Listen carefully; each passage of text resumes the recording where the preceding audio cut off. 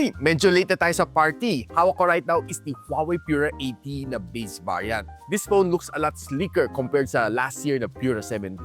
And one thing na napansin ko dito is yung kanyang camera performance is a lot better than last year's. So let's dive into it and pag-usapan natin. So since nahiram ko itong phone na ito na walang box, walang charger, walang cable, so we'll dive right into itong phone na ito, si HUAWEI Pura 80. And by the way, itong phone na ito na may 12 gigs of RAM and 256 GB of storage is priced at $47,999. Pero right now, nakasale siya at $45,999 with a free na Huawei Fit 3. I'll post the link on the description box below or just simply click the YouTube shopping link na biglang lilitaw sa inyong screen. Yun ang mga official links na pinapost natin. No? Remember, malapit na magpasko, maraming scam, so ingat tayo. Now, one thing na nagustuhan ko dito sa kanya pagdating sa design, ang sarap hawakan ng kanyang likod. This one has a frosted glass na design and yung kanyang texture is matte finish na texture. Kakaiba siya, hindi siya just your ordinary glass na pag hinawakan mo, alam mo ang glass, ito yung feeling mo parang may pagkagamo sa konti ng glass. Yun ang feeling ko dito. Yung kanyang gilid is brushed aluminum metal and matte finish din siya, hindi siya kapitin ng mga fingerprints. And ang kanyang protection pagdating sa harap is a kunlun glass na second generation, which means it's 20 times tougher than any ordinary na standard glass yung ginagamit sa mga smartphones. So probably kung na-drop mo itong phone nito, it might survive. Depende siya sa impact, so I will say still mag-ingat-ingat pa rin kayo. And good news guys, ang HUAWEI Pura 80 series comes together with a Huawei Premium Care Plus na package. Meaning you get extra service. Baka iba iniisip mo ibang extra service. Meaning na extra service na sinasabi ko sa inyo is that this one comes together with a 1 year na accidental drop na nabasag ang screen replacement and 1 year na water drop accidental din na replacement. So that means that you're getting extra service for this one at no extra cost. Diba? Happy ending. What do you mean by that? Punta na lang kayo sa Huawei Service Center to know more about the extra services ng HUAWEI Pura 80 na pinagsasabi ko. Now, the HUAWEI Pura 80 comes together with the own chip na ginawa ni Huawei, which is the Kirin 9010S. And alam naman natin, no, medyo a little bit underwhelming ang mga chip ni Huawei dahil ang concentration naman niya is more on the camera, not really too much on the gaming side. Pero kahit paano naman 1.2 million ang kanyang points dito sa AnTuTu Benchmark version 11. So if you want to see more benchmark, here you go. Now, on day-to-day usage naman itong phone na ito, walang kang maging problema. You can do all of the multitasking na kailangan mo gawin dito sa phone na ito, editing sa video, doing conference call, walang problema dito. E meron din sa mga AI feature dito na pwede mo gamitin out of the box. Like AI Remove, AI Best Expression, and AI Gesture Control. Na kung gusto mo makita ang complete specs ng HUAWEI Pura 80, ito na. So pagdating sa battery, hindi naman siya sobrang wow na wow. Kasi 5,170 mAh, it's nothing unusual. And it's still using lithium polymer na technology. So I hope na pretty soon gamitin na nila silicon carbon to give you a bigger battery capacity at no extra weight added. Meron din nga pala siya 66 watts na wired charging support, 50 watts na wireless charging support, 7.5 watts na reverse wireless charging support, and 5 watts na reverse wired charging support. But basically, masasabi ko pwede siya mag-charge sa mga AirPods dito sa likod and makunat din naman kanyang battery dahil this one can last you almost 2 days without even charging. Basta gumamit ka na normally, walang heavy gaming, kaya-kaya naman na magtagal itong phone na ito. And in fact, binigyan nga ako ng 20 hours and 30 minutes screen on time dito sa HUAWEI Pura 80.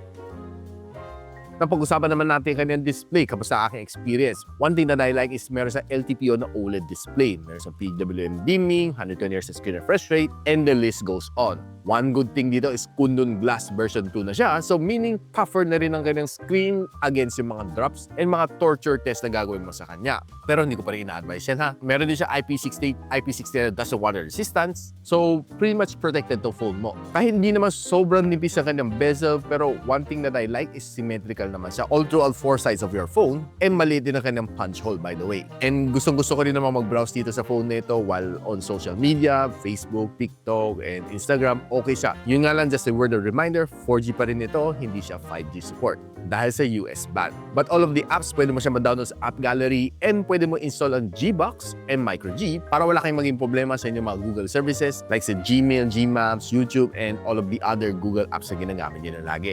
And in fact, kung nanood ka ng mga videos dito on YouTube, expect na okay rin naman siya. Dahil honestly, gustong-gusto ko kanyang display. Sobrang solid naman siya. Maganda ang litaw ng mga colors dito and quite sharp din ang kanyang resolution. So definitely mag-e-enjoy ka talaga dito. Now since itong phone na ito, meron sa stereo speaker, just want to test kung kamusta naman ang kanyang sound performance. Ito na.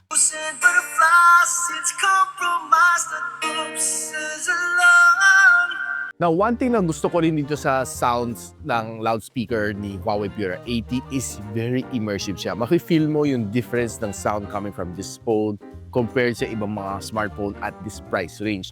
Ito yung tipong maki-feel mo yung ganda ng mix ng music dito coming out from the speaker and talagang mapapawaw ka lang talaga sa kanya. Though hindi naman siya sobrang lakas, pero yung kanyang sound talagang pang flagship level ng sounds. I think nag-improve to over sa Pura 70 and nag-agree si Aljur, by the way. Now, quickly naglaro naman ako ng dalawang games dito kahit papaano, Call of Duty Mobile and Honor of Kings. Now, both of these games, okay naman gameplay ko dito sa kanya. I was able to set it to the graphical settings na kaya naman na ibigay dito sa akin. And one thing na nagustuhan ko dito sa both games is maganda naman na touch response, wala kang maging problema. And the sound is quite good. Lalo na sa Call of Duty Mobile, maririnig mo yung mga sounds coming from the left, coming from the right, and madidetermine mo talaga kung saan nanggagaling yung mga kalaban mo. And mind you, na one thing na nagustuhan ko dito is parang wala akong nafe-feel na frame drops along the way pag naglalaro ka. Especially pag heavy ng battle, kung nagka-clash na kayo, okay naman siya on both of these games na nalaro ko. And pinakamainit na inabot ko, halos pareho lang naman sila, around mga 36 degrees Celsius after an hour of gaming. Now, pag-usapan na natin ang camera nitong HUAWEI Pura 80 na probably it's one of the highlight ng Pura series. Meron siyang 50MP na main camera sensor with OIS, meron siyang 12MP na periscope telephoto lens with up to 5x optical zoom, and meron din siyang 13MP na ultra-wide sensor. And it can shoot you up to 4K and 60fps, and ang kanyang front-facing camera is 13MP which can also shoot you up to 4K and 60. So guys, tingnan muna natin some shots na nakuha natin from the HUAWEI Pura 80. And starting off with some outdoor shots na nakuha natin, honestly, I feel that itong phone na ito can perform better than last year's Pura 70. And looking at some of these shots, I would say na, wait, pretty good, pretty solid at its price point.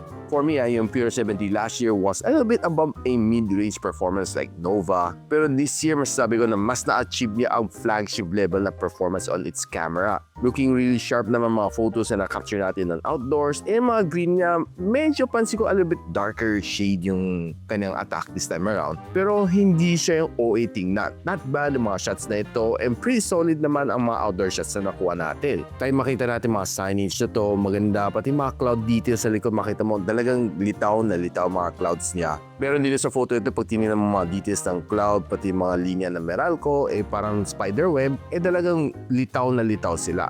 Makita mo there's a lot of details into this photo. Pati ito mga seafood shots na nakuha natin from outdoor, talagang solid na makita mo dito. Now, once na dinala mo naman sa indoor, itong kanyang camera, you'll be able to get some really nice snaps dito sa kanya, lalo sa food photography. Napahanga ako sa kanyang camera dahil ang lino ng mga shots dito sa mga food na na-capture natin, and it really looks yummier than compared sa Pura 70 last year. Ang kahit mga simple product shot like this one, ang ganda rin ng kanyang pagka-background blur. Kahit yung mga Christmas decor shot na ito, ang ganda ng mga focus, pati mga apparel shot, looks really nice. And kahit sa mga low light shot like this one, talagang papawaw ka sa camera Pura 80. Now, if we talk about yung kind of front-facing camera, honestly, it's really good. This time around, parang mas sharper ang mga photos na na-capture ko, if I remember it right, against Pura 70. Outdoor shot is really better this time around. Kahit ito mga shots natin nakuha natin from indoor, medyo low light siya, pero surprisingly, intact pa rin mga details na hindi siya naging soft compared sa last year. Mas better ito. Kaya kumuha ng mga groovy photos using this camera, talagang okay na okay rin siya. Shoutout nga pala kay ma'am sa HUAWEI Service Center dito sa SM North Annex. Ito ang sample video na capture natin using the front-facing camera. Guys, ito ang result na makukuha mo from the HUAWEI Pura 80 na base variant, shooting at 4K and 60 FPS. I'm just using my bare hand. Wala akong dalang gimbal. And yeah, yung audio nga pala nito is using the default microphone. What can you say? and ito sa rear camera. Guys, ito naman ang performance ng rear camera ng HUAWEI Pura 80 if you're shooting using 4K and 60 FPS. Quite stable. I would say na pretty solid ang kanyang colors. And I'm using the default audio, by the way. Now guys, kamusta naman naging experience ko dito sa HUAWEI Pura 80? Honestly, I'll tell you na sobrang okay naman siya. I would say na it's really nice na it has bump up compared sa Pura 70. Nung Pura 70, masasabi ko, ang experience ko sa kanya was more of a upper mid-range na feeling. But this time around, sa Pura 80, I would tell you na it has a flagship, maybe a lower flagship level na experience kasi siya yung flagship na medyo mas mura compared sa Pura 80 Pro and Pura 80 Ultra. Pero nevertheless, yung kanyang camera experience has improved over sa Pura 70. Let's just say na almost similar sa Pura 70 Pro ang camera experience na makukuha mo dito sa Pura 80 ni HUAWEI. Probably one thing na medyo mabibiting ka dito sa kanyang processor is hindi siya kasing lakas ng mga ibang phones at this price range, and yung kulang din sa kanya is yung kanyang 5G capability. But overall, I'll say na solid to phone nito, lalo if camera habol mo at this price range. This is definitely one of the phones na pwede mo i-consider for this 2025. Itong HUAWEI Pura 80. Now, kung meron kang alam mga friends na naghanap ng phone at this price range and camera talaga habol nila, you can share this video to them. And of course, ini-invite ko kayo mag-like and subscribe dito sa aking channel so you don't miss out any video just like this one. So paano yan? Hanggang dito muna ako and I'll see you when you see me. Peace out. And so, ako para si Richmond and you're watching Gadget Sidekick. Like and subscribe to my channel. Don't forget to hit that notification bell. For one of my latest uploads, click the dito. And for one of my popular uploads, click here.